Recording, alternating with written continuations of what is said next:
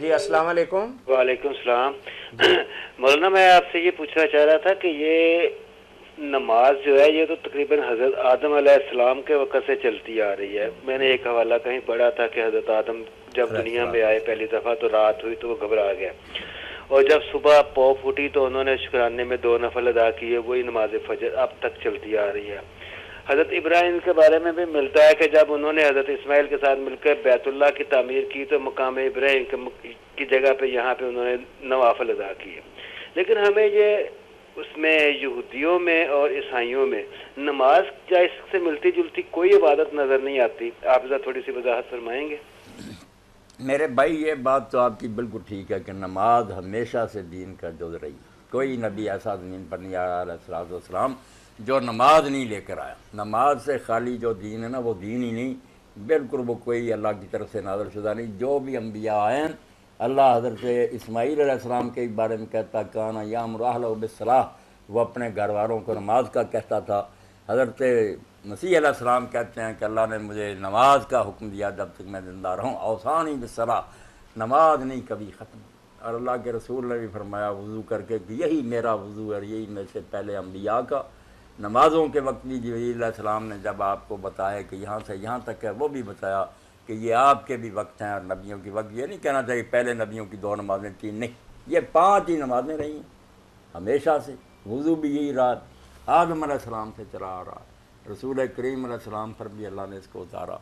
باقی جو ہے نا یہ قصے کہ آدم علیہ السلام گھبرا گئے، انہوں نے یہ پڑھا اور وہ صبح کو پڑھا، یہ باتیں میرے بھائی بالکل بے بنیاد ہیں. ایسی کوئی بات نہیں.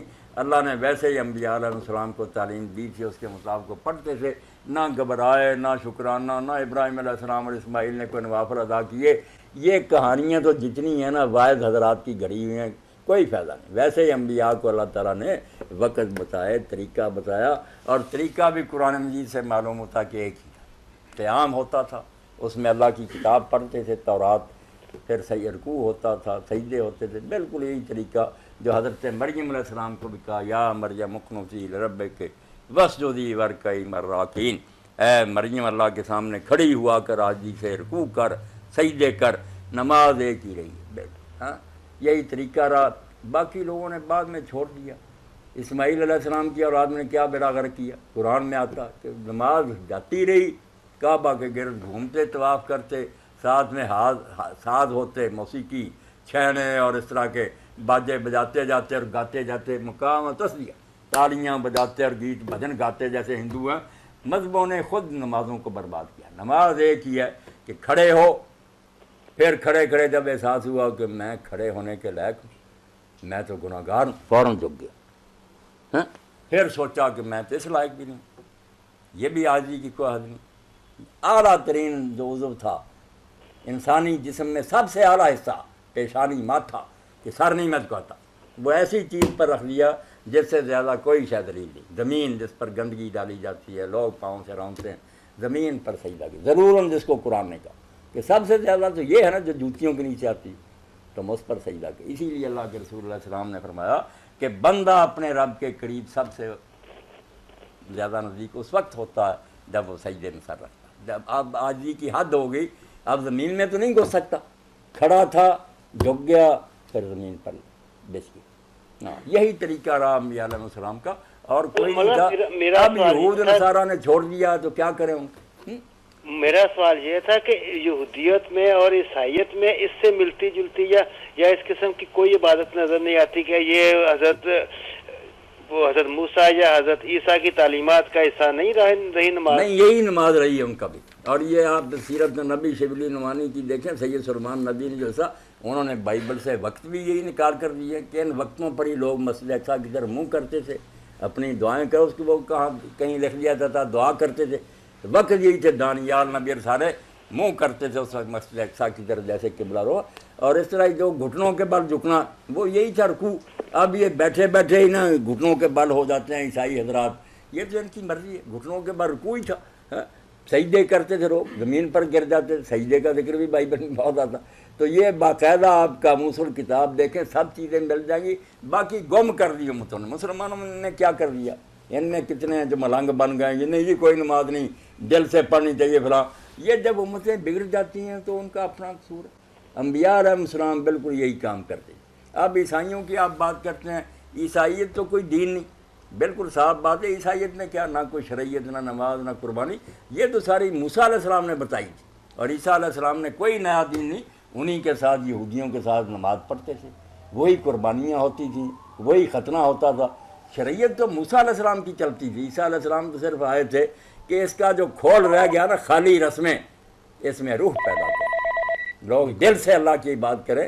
انجیل اس لیے تھی، کوئی نئی شریعت نہیں لائے، نکاح طلاق حلال حرام نہیں، کیا ہے عیسائیوں کے پاس؟ اگر تورات چھوڑ دیں، کیا ہے، پادری اب اکٹھے ہو جاتے ہیں، فیصلہ کرتے ہیں یہ نکاح حلال ہے، دین کہاں کی عیسیٰ علیہ السلام کو دے گا؟ کوئی نہیں، انجیل میں کوئی شرعی ہدایت نہیں، یہ سب موسیٰ علیہ السلام کی کتاب میں ہے، اس کو مانتے نہیں، کہتے ہیں منسوخ ہو گیا۔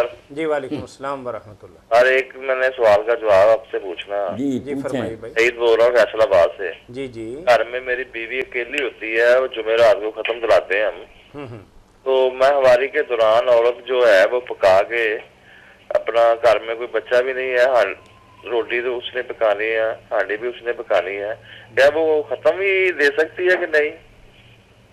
نہیں، یہ جو ہے نا کہ وہ کھانا پکاتی ہے، اس میں تو میرے بھائی کوئی حرج نہیں، عورتیں جو ان کے لیے یہ قدرتی بات ہے، ہر مہینہ یہ ہونا ہی ہوتا ہے، وہ ناپاک نہیں ہو جاتی، بالکل پاک ہیں، کھانا پکائیں جو کچھ ہے۔ حضرت عائشہ صدیقہ رضی اللہ عنہا سے حضور نے کہا یہ مسجد میں سے مجھے جانماز پکڑا دو، وہ کہنے لگی میں تو حیض نہیں ہوں، تو آپ نے فرمایا حیض تیرے ہاتھ میں ہے، حیض جہاں ہے وہاں، باقی جسم تو پاک ہی پاک ہے، کھانا پکائیں، کھائیں، پئیں، آپ بھی اس کا بچا ہوا پانی پیے، کوئی بات نہیں، سب حلال ہے۔